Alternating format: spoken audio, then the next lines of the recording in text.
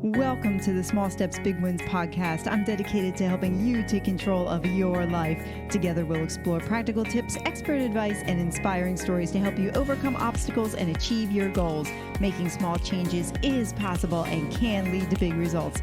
Are you ready? Let's go do this.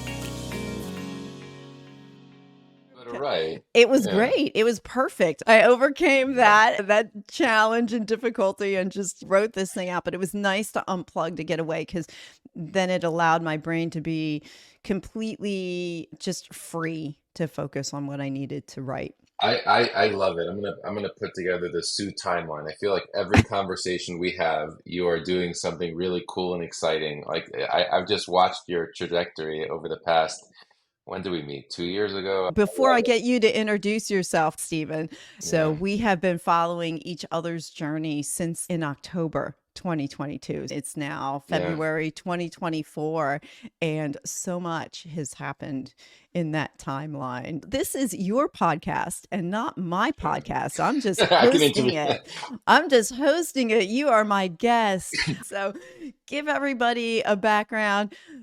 Who's Stephen Sokolow? So first and foremost, I think that the word that comes to mind is servant leader. I work in senior care. I'm originally from South Florida, born and raised, third generation. And people tell me that I flew the wrong way for the winter. So I'm living in Southern Indiana for the past 9 years with my wife Mimi, and we have 4 kids, but one of them lives in Israel. So our 3 younger ones are here, and our dog. Originally, I work in long-term care. I got into skilled nursing facilities about 9 years ago, but before that, when I lived in South Florida, worked also in long-term care in the assisted living space as well as home health space. Kind of done it all. I've worked in pharmacy as well, and I think that the one common theme, I'm addicted to the space. I really love it. Have a real passion for it. Um, Got into it kind of by mistake, and I tell people the story. It's kind of funny. I was in school at a school called Yeshiva University, an Orthodox Jewish university in New York, and I was home for the summer. And I was raised by my mother and my grandmother, and she had I didn't know it at the time, she had a stroke and aspirated and was on a ventilator for about 6 months. And thank God she came through it. But when it was time to come home, they said, well, she needs to go to rehab. I had no idea what that even was, and went to look at 3 places that they give you a list and go look at them. And I'm like, there's no way that I'm putting my grandmother in any of these places. Pack her up. We're bringing her home. So I ended up sleeping on a couch for 3 years next to her hospital bed and make sure that she doesn't get up in the middle of the night and fall. Taking her to doctors, learning how to feed her through a peg tube till that came out, and just really learning what it was to provide care to somebody that got older and can't take care of themselves anymore. And when it was time to kind of finish off my college degree, I went back at night and finished in what I thought was the easiest possible thing to get a bachelor's degree in at the time, which was healthcare administration. And that was definitely very far off the path of what I was in school for earlier. As any nice Jewish boy, either you're a doctor, lawyer, accountant, something like that. I was pre-med, and that had kind of gone out the window. I just got a view of healthcare that was, I don't want to say ugly, but definitely more real life than sitting in a biology or chemistry class in college. And ended up going and finishing my last 2 years at a school. And so from there, I got a degree in healthcare administration, never ever thinking that I would need it. And when the market I was working in real estate actually, and when the market crashed in 2007, South Florida was the epicenter of that crash. We were selling pre-construction, buy it on Monday, they're flipping it on Wednesday, have a third buyer on Friday type of deal. And I transitioned to working for a company called Marcus Millichap, selling commercial real estate, learning how to underwrite, learning how to sell larger deals, and went about 2 years without a paycheck. And my wife had our second child, and she's like, you need to go get a job. So I'm like, what do you mean? So just so happened that a friend of mine had purchased 3 assisted living facilities.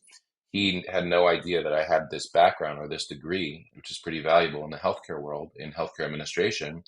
And he's like, you shouldn't be in real estate. You should be in in healthcare, and I got licensed fairly quickly, and I took over my first 90-bed assisted living in North Miami Beach. It was a turnaround on a regulatory side, turnaround on a cosmetic side. It was a real education very quickly. Really, I guess the skill set was being able to put your name on the line and say, listen, I acknowledge what's going on here. I didn't create the problems. I'm here to fix them. And learning how to communicate with angry family members and residents that come from all different types of backgrounds that don't want to be in a facility, learning how to run a team, build systems, build processes. So that was my first stab at a turnaround healthcare facility. And from there went into home healthcare. So it was a different skill at that time. It was learning how to remotely manage a skilled workforce. You're dealing with LPNs and RNs and CNAs going to people's homes. Also customer service based, because they're going to call and say, well, so and so didn't show up on time, or they came and they were rude, or so learned a different skill set. And then after that, I kind of took what I call a hiatus from the work world. I had always wanted to move to Israel. My wife was crazy enough to go along with my idea, and we always had a dream of living in Israel. So we took our four young children and picked up and moved to Israel. And we were there for almost 4 years and loved it, but definitely struggled to try to figure out how to integrate culturally and professionally into society there. And after that, we came back. First place I landed a job was here in South Bend. I had never heard of South Bend. We were coming back, starting from scratch. Literally, we slept on our floor for the first 3 or 4 months. We were starting our financial lives from scratch again. And then I got my first opportunity in with a pharmacy, and that moved into administrator. And again, I found myself back in these turnaround facilities. And I've just kind of, I guess, the past 9 years have spent what I call a reverse American dream story. You know, we came back with nothing, literally probably less than $300 in our pocket, sleeping on the floor, and went from an administrator in training to an administrator to a regional to a chief operating officer.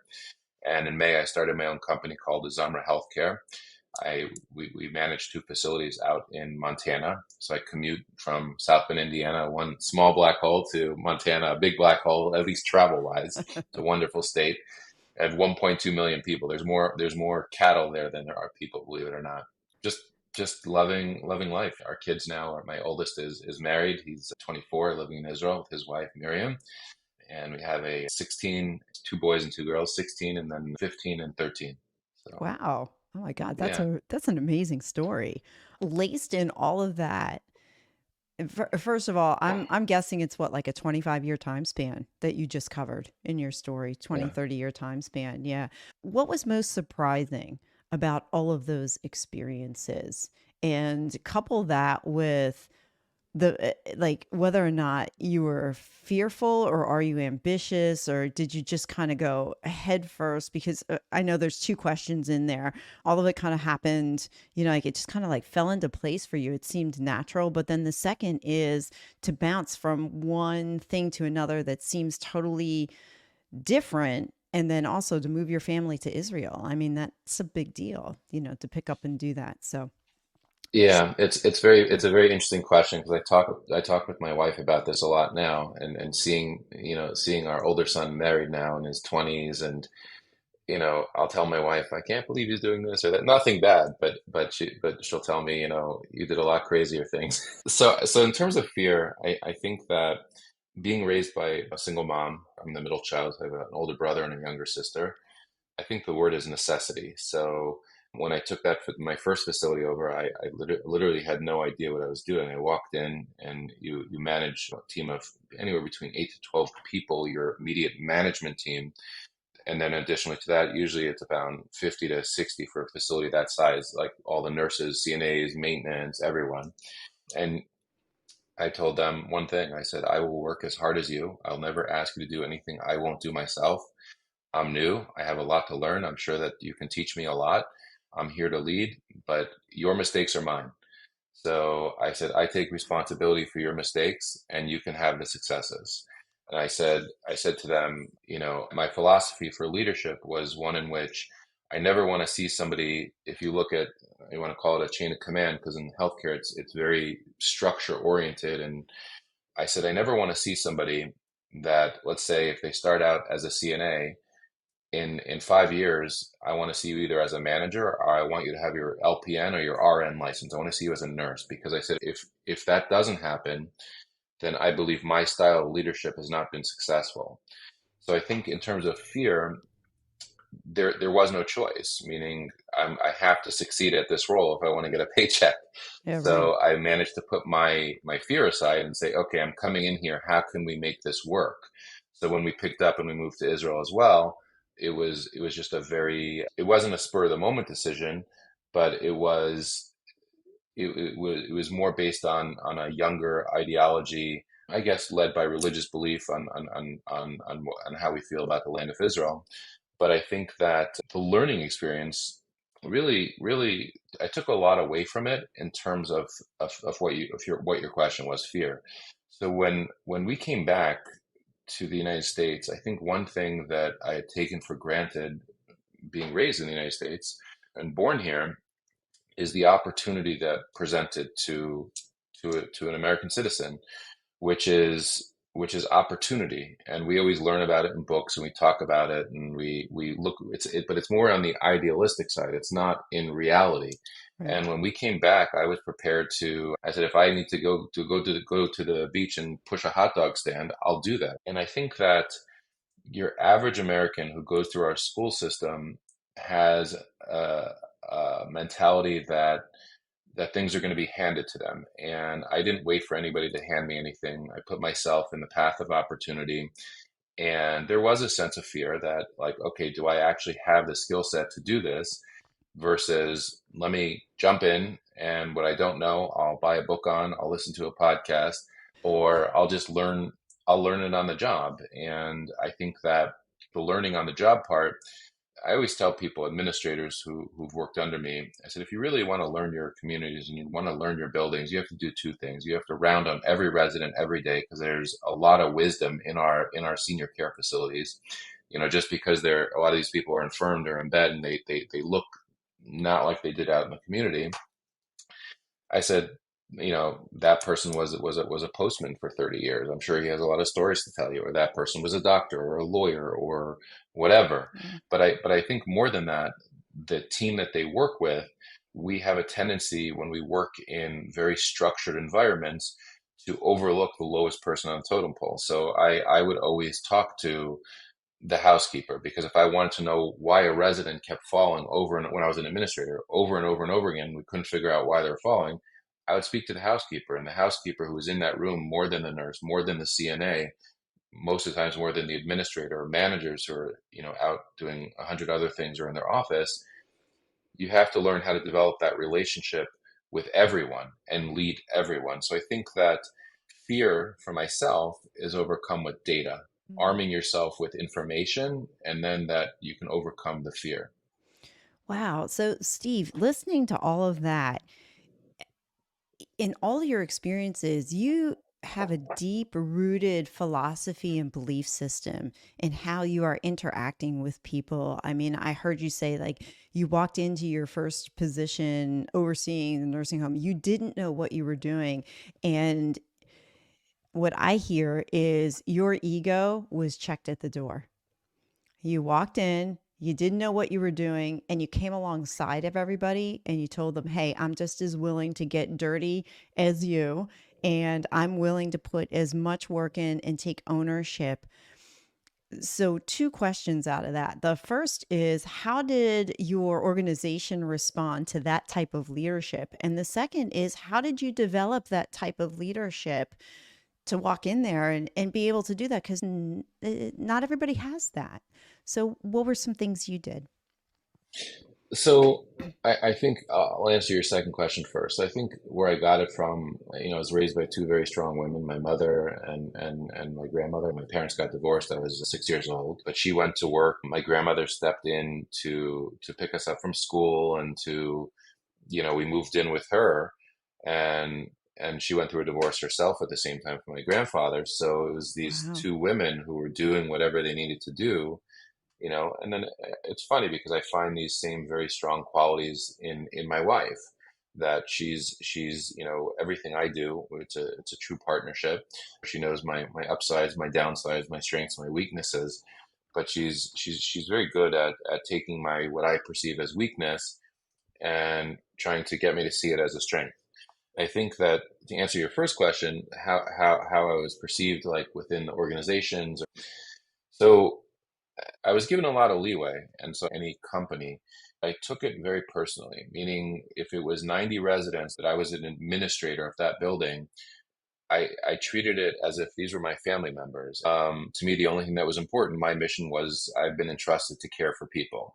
So I think that, wherever I came in, I always used to give a speech, and I still do. I call it the Superman or Superwoman speech. And I tell people that when you work for me, if I hire you, the way I'm looking at you, and this is the way I want you to look at yourself, is you're Superman or Superwoman. But what does that mean? I said, if I'm hiring you as a cook, you're not a cook.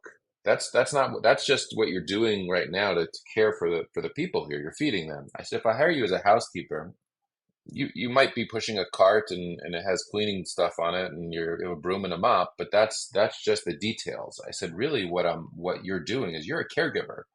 And I said, if you can get that through your head, now we have what to work with, where I can take you from point A to B to C, because your perception of yourself, it's just the details, meaning now you can move wherever you want within this field, because what this field is all about is we're caregivers. So I'm the owner of Azamra Healthcare. So what? It has nothing to do with Stephen Sokolow, Azamra Healthcare.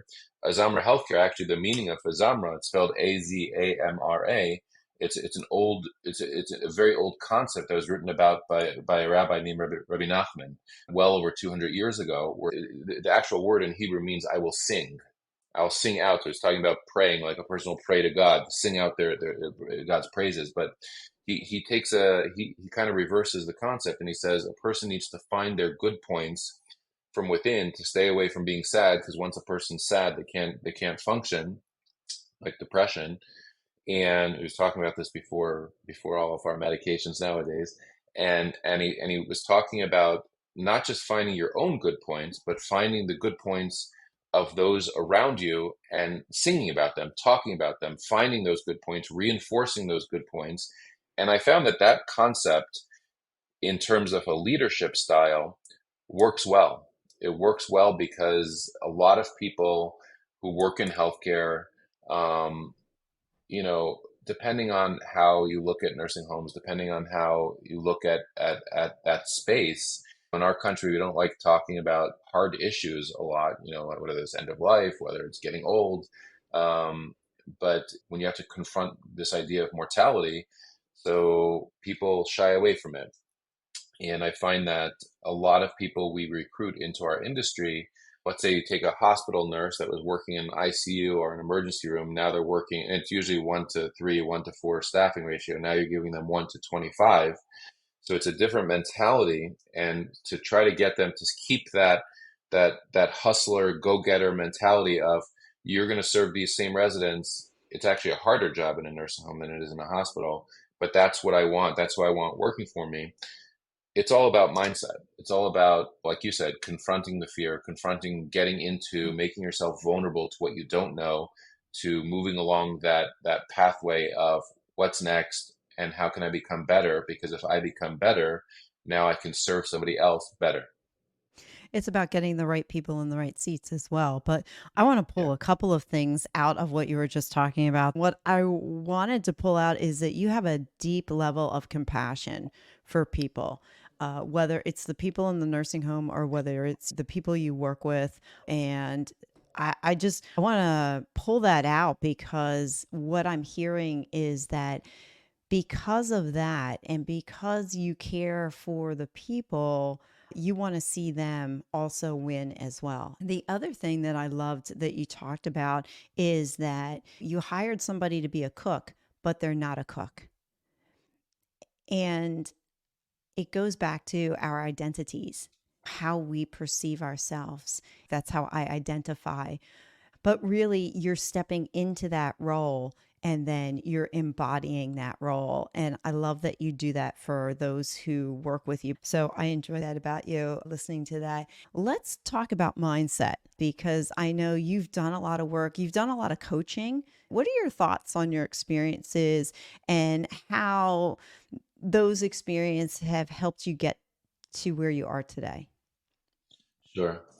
So I love coaching. I'm a big fan of Jason Drees. I think that I worked with one of his coaches for about a year, and I think that it was very enlightening. It opened my mind to see where I was the only barriers I believe most people have are barriers that they themselves are putting up. That was my walk away. And my second walk away was that my relationship with my wife, I believe she's my best coach.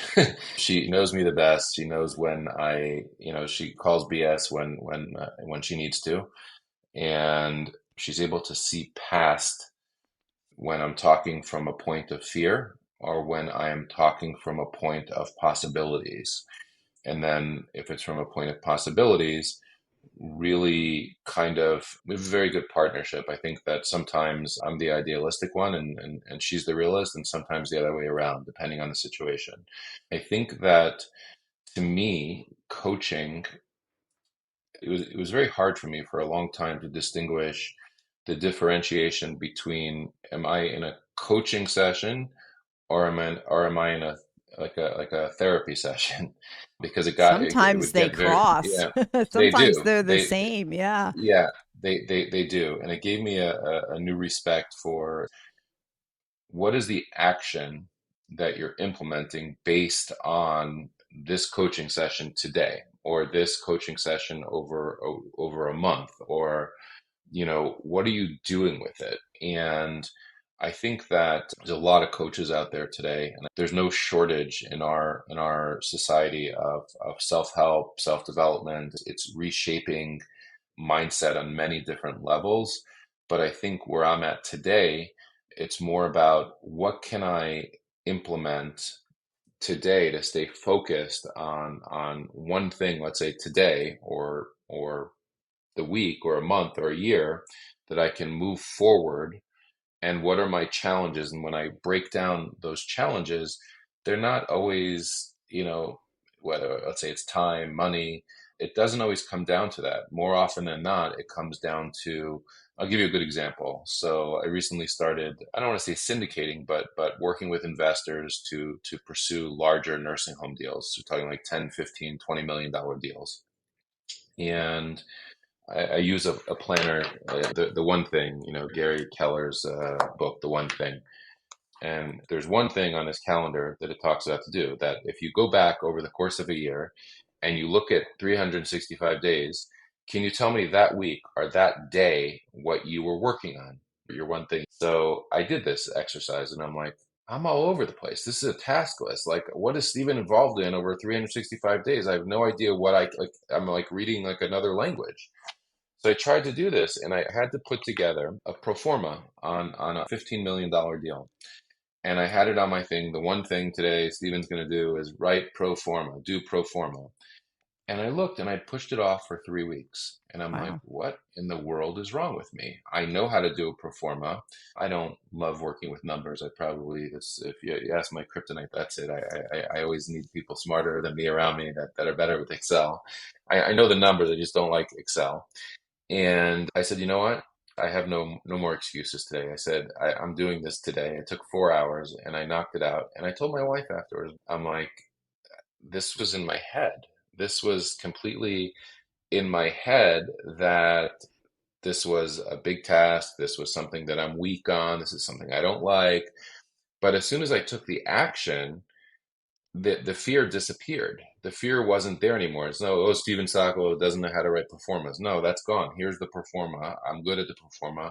And whether I was working on a $10 deal or a $10 million deal, the numbers were still, this goes in column A, this goes in column B. And so I think that coaching, I love coaching, but I think that I love coaching with a caveat. I love coaching with that you have to have a concrete takeaway.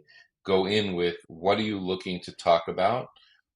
Jason Drees is wonderful at that. If you listen to any of his stuff, and I know that, you're amazing. You always ask very penetrating questions. I forgot how he words it, but he always used to have, like, at the beginning of this coaching call, this questionnaire, like, where are you stuck?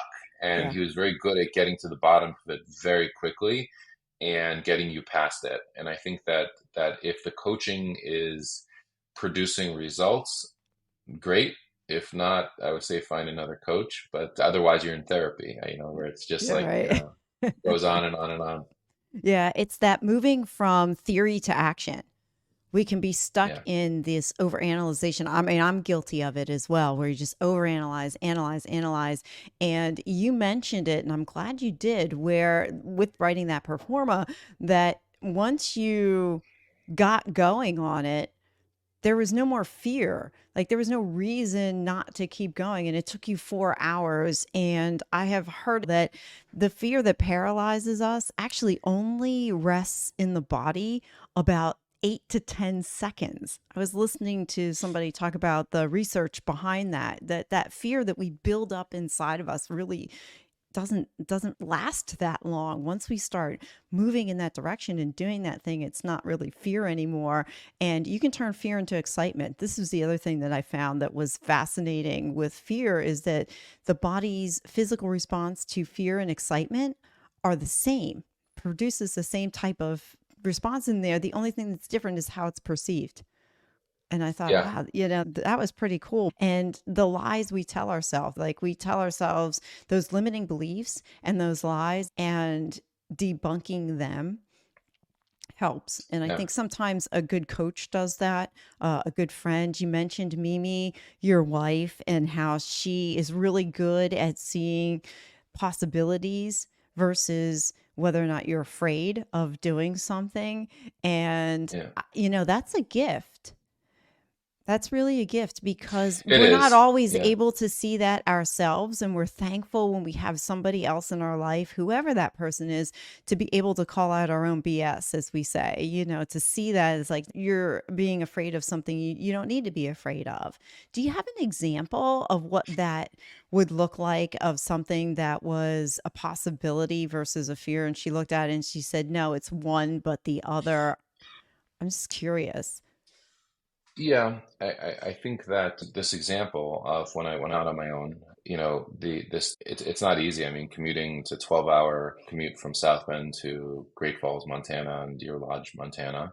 You know, leaving the security of, you're on this path and you're employed, and we have responsibilities and mortgages and kids. And I think that I overanalyzed that decision. I usually approach things from, let me get the problems first and foremost. Let me see the problems. And Mimi is more, she sees the problems as well, but she's quicker on that step. It's yes, these are the problems. These are your top five problems. Now let's look at the opportunity. And I tell her, a lot. I thank God for her every day, and that's not a joke. I mean, I've been blessed to have the women that I have in my life, and she's definitely a godsend to me and our What family. What quality do you think she has that allows her to be able to do that for you? I think number one, she knows me, I think, better than I know myself. But number two, she, and I use this word lightly, but she has a ruthlessness that she can navigate my complexities in my head that I create sometimes, when I approach a problem, and get me extremely focused. And she'll just say, "Well, we'll be talking to you. Stop. Just stop." And she'll start a list and say, okay, here's what we're really talking about. Yeah. She could do that on a deal. She can do that on a life decision, like moving to Israel or moving back from Israel, or me commuting to Montana and, leaving her for a few days at a time every other week. So I think that partnership has been amazing. It works really, really well. Yeah. It sounds like And she so, has the gift of practical objectivity. yeah, She can just look at that situation and then go and attack it. And I do that too, but sometimes the challenge is that you have to take a step back from attacking the problem to helping somebody see that there's a problem to attack and how you can go about it a little differently. So, what important truth do very few people agree with you on?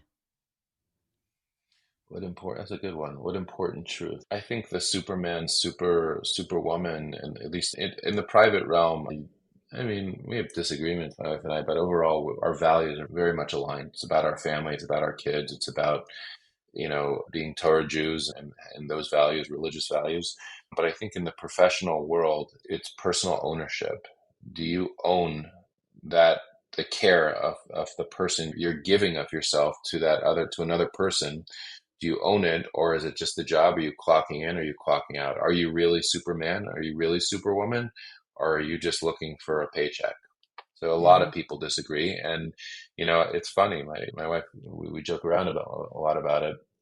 Over the years, past 9 years, I have people that have followed me around from position to position, and so I once That's asked somebody, loyalty. That's yeah, loyalty right there. And yeah, they know when they're working for somebody who's really good to work for, because you yeah, just don't you're not just giving them the opportunity to receive a paycheck, but you're also caring for them as well, like that holistic view to an employee.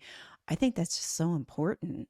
It's yeah, important for employee retention to make them feel like they are cared for as well, whether they're the cook, the cleaner, the nurse, the administrator. Everybody should have that sense of care yeah. for them. And I how t many organizations don't do that, have yeah. that culture? Well, I tell them, I said, you're crazy enough to come and apply to work in long-term care. I said, so you got past the first hurdle. The second hurdle is usually at some point in employment. I said, I'll make you cry, not on purpose. I said, if we get past those two hurdles, that you walk in the door and at some point over the next year, you're going to cry because I said something stupid or I was too passionate. I said, if you get past those two hurdles, we're working together for a long time, because I think that communicating that value proposition of what they're doing for that resident, and number two, how do I make your life better? Because if we can do that together, if you have the resident, the employee, management. So if we can figure out how to be like this, together, and provide value, we'll all benefit. Yeah, it's great when you care for people like that and you want everybody to win. So it's a winning situation for everybody. If you could go back in time to your younger self and deliver a message, what would it be and why? I think if I had to go back in time and deliver a message, I would say relax, everything's going to be okay, even though you don't see it.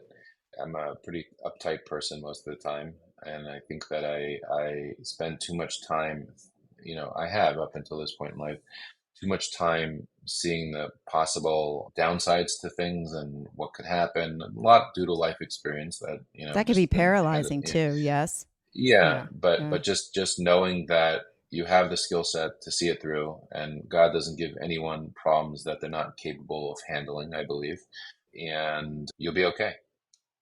It's great advice. How much do we realize that we just need to just go forward, you know? Yeah, And hindsight's always 2020, isn't it? When you look back and you just didn't realize, oh, I started there, now I'm here. I heard a great quote the other day, nothing is as permanent as it seems, yeah. you know? That's I like that. Yeah, Yeah, absolutely. nothing is as permanent as it seems. So just because you have this job doesn't mean you're going to do it for the next 20 years. You can choose, you know, everything in life is a choice, isn't it? I, You I know, and like that quote also for another reason. I like that quote because, what do we really have? I started using the Calm app to do meditation or breathing exercises every day.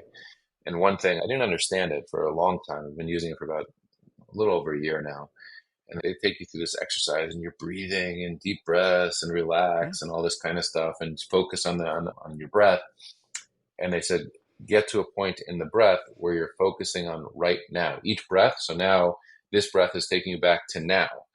And so to me, I thought about that a lot. And I think what it really is getting at is nobody knows how much time they have. And so, like, you want to do something with your family, do it. You want to lose weight, do it. You want to take down $100 million deal, do it. Don't yeah. wait. Yeah, you can't change what's happened in the past. You only have this moment, but this moment, what you choose does determine what goes on out there in the future, but you've only got this moment and to embrace it for what it's worth.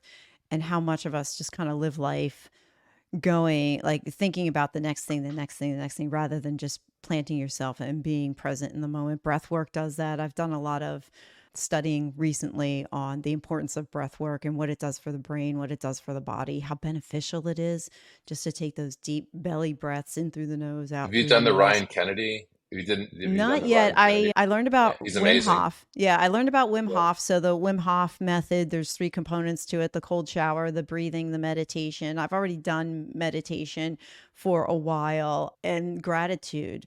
I think it was really interesting about being grateful and keeping a gratitude journal. And this was the one exercise that switched it for me. So I have been keeping a gratitude journal for, oh gosh, probably over a year now. You list out three things you're grateful for, you meditate on those. What was a turning point for me was a couple of weeks ago. The exercise was to write down what you were grateful for, but then also add why you were grateful for it.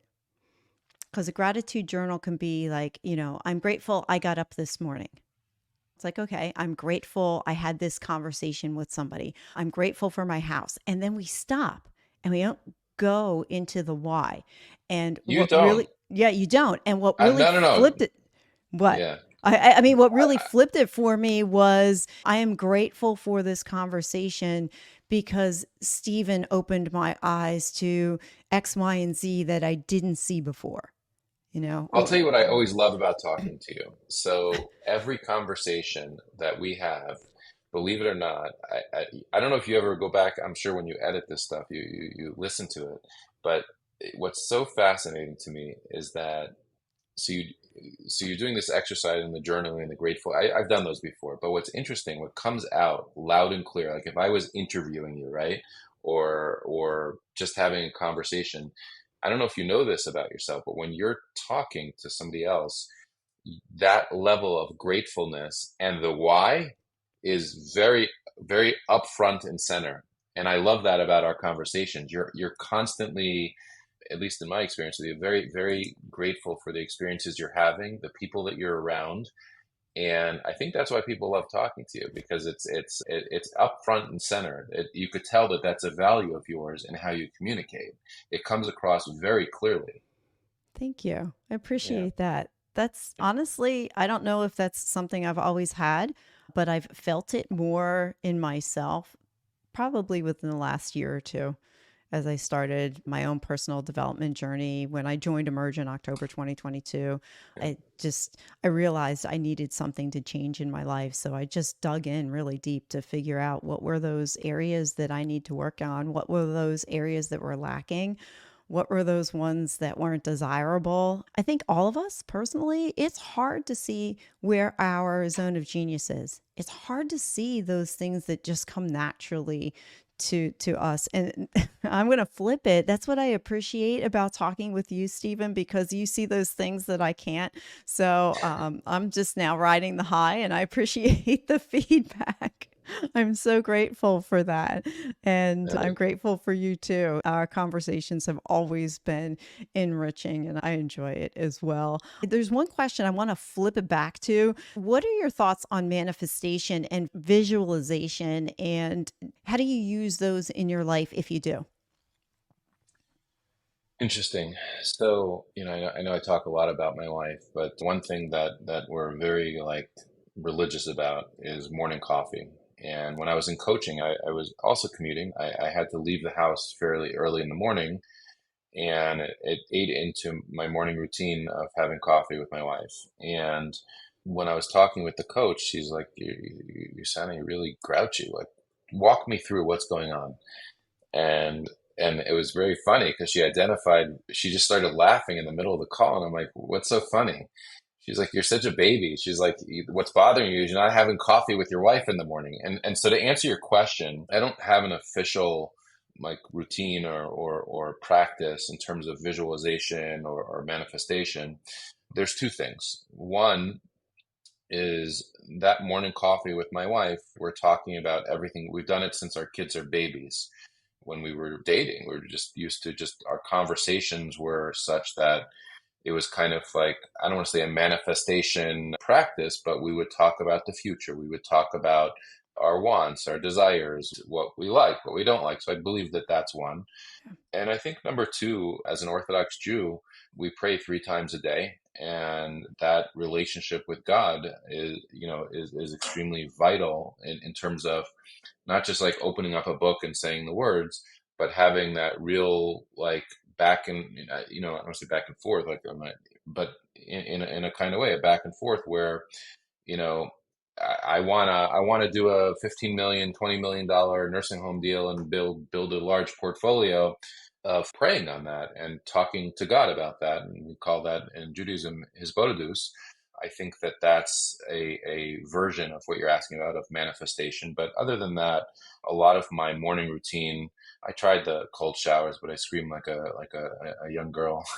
Wake up my house. There, You know, there's a, there's a yeah. trick to that. There's a trick to the cold showers. Tape, tape No, your mouth. no, no, no, no, no, no. You start a week at 30 seconds, the second week at a minute, the third week at a minute and a half, and the I fourth can't even week do at 10 2. seconds. At 10 You seconds, know I'm what? already Okay, screaming. you want another hack then? Here's another hack. So my podcast producer, who was an actor before he does what he does now, he also teaches acting as well. And he takes cold showers. I'm like, Mark, dude, how do you do that? Right. And he said to me, he said, you know what? He said, pick something that you like to sing, time it.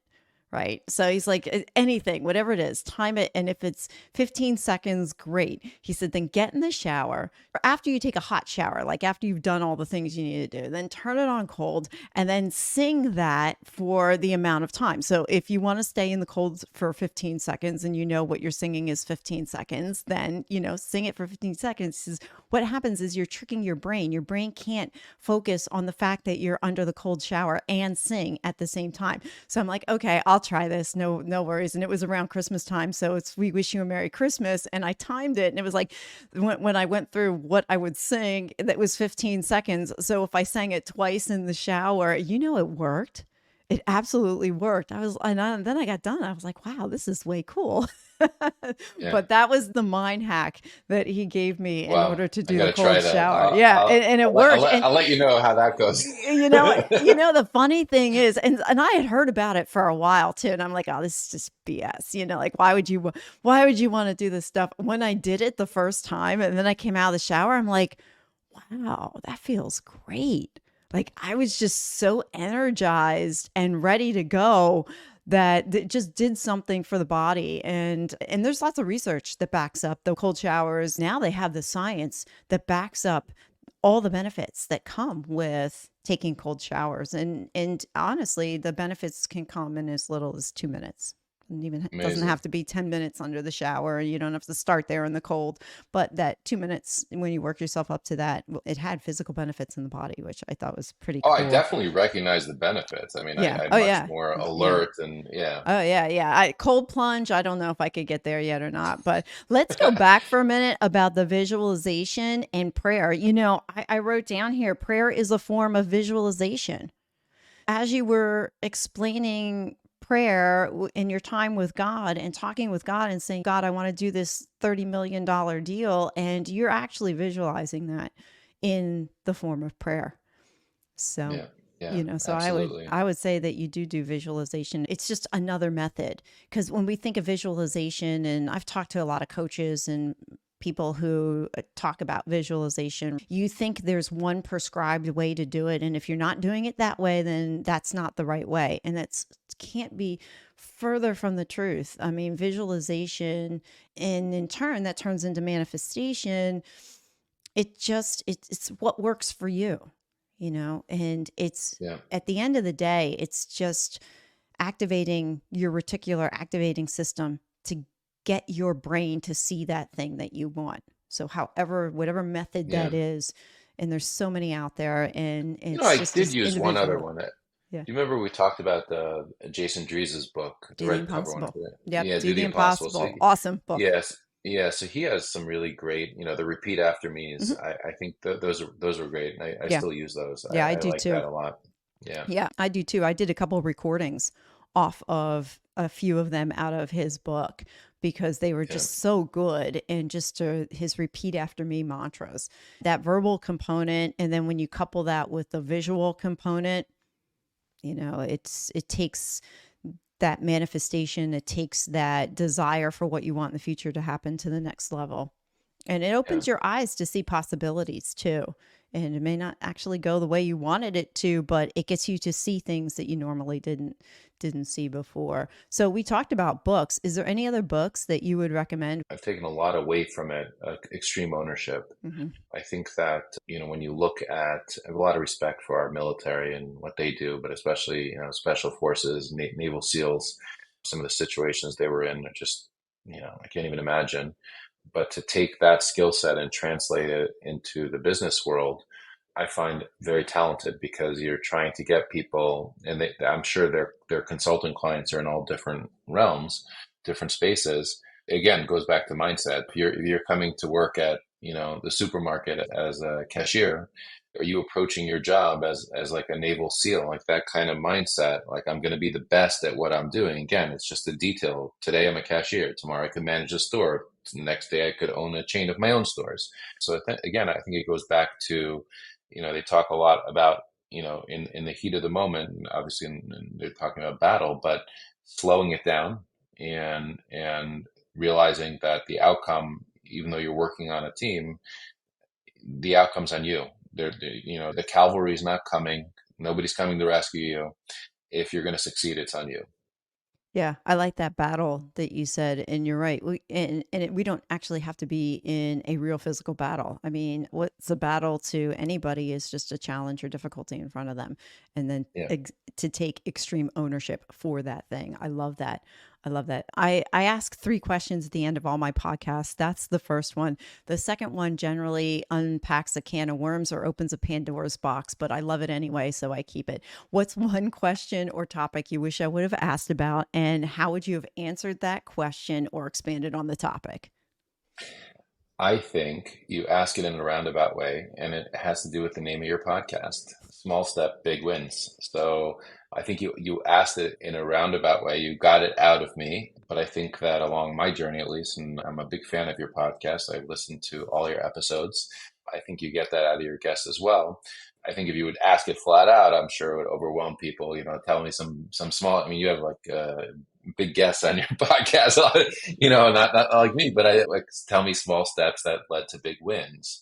And I think that, I don't know if it opens Pandora's box. I think that's been a lot of our conversation to this point, which is your mindset. Are you showing up? Are you showing up to where you're at here and now? And do you have a vision of where you want to go? So, as we close, what is one small step that someone can do today that's going to help them change their tomorrow?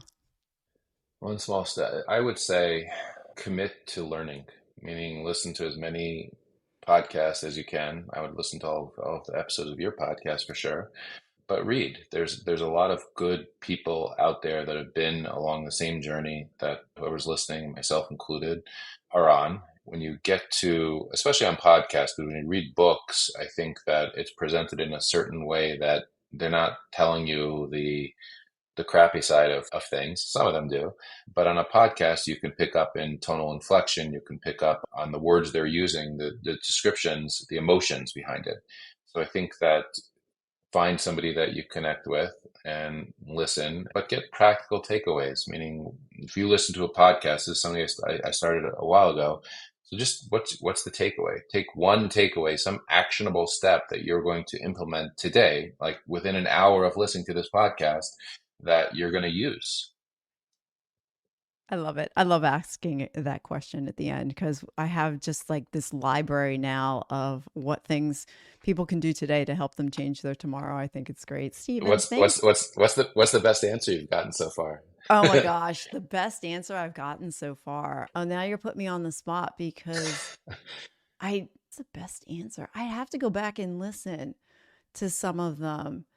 A lot of them tend to be, I wouldn't say the same, but like move into action. Take theory and go to action. Go do something. I've had ones on journaling. I've had ones on, I'm trying to remember. You know what? I'm drawing a blank at the Right. moment. Stephen, Awesome. how can people find you if they want to reach out to you? So I'm on Instagram, although I'm not too active. I definitely am on there. They can email me, call me. I don't know if you want to put it in the show notes. You want me to just give my Yeah, I phone will. number? You want to Yeah, give us however you want people to reach out to yeah. you. That works. That works. Well, Stephen, this has been an amazing conversation. I don't know why I'm losing my voice. Thank you for the gift of your Thank you. time. This has been, like I said, amazing. I love it. I love it. I love Thank you it. so much, Sue. Thank you very much. Thank you for listening to another episode of the Small Steps, Big Wins podcast. I value your time with me and I seek to make every moment count. In order to make lasting change in your life, listening is usually not enough. So I want to ask you, what practical steps are you going to put into action today as a result of listening to this podcast? Remember, any step, any action, no matter how small, starts your journey to a big win. And if you're not sure where to get started, check out my website, personalcoachfinder.com, and find someone who can help. Remember, life doesn't get better by chance, it gets better by choice. Take small steps today and make your life awesome, friends.